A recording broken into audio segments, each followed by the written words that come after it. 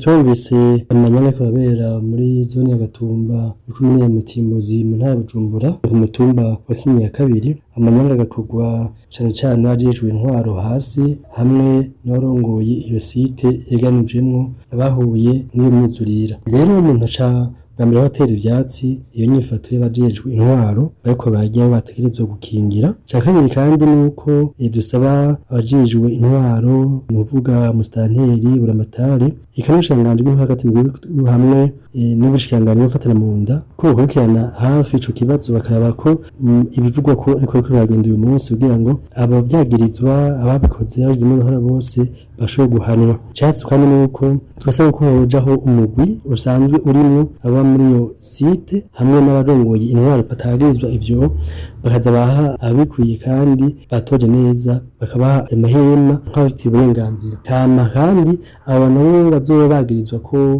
bagize mu ruhara urucanka ruriya muri amanyanga bene kandi bagahanwa biciye mu mategeko baba barongoye iyo site n'abarongoye intwaro ikama ho bana barimwo muri abo baza kubaka amahema nabone kandi bagahanwa biciye mu mategeko. Hama kino cyuko kandi ho kubahiriza abari mu bibazo bitandukanye.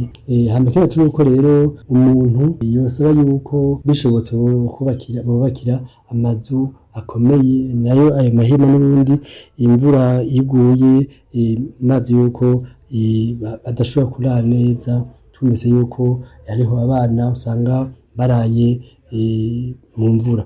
Rero twasaba yuko rero hoba cyane cyane kubahiriza abo banyagihugu basanzwe bari mu ngorane zidasanzwe aho kuba kuza guha abasanzwe bafise amazu basanzwe bafise uko babayeho kundi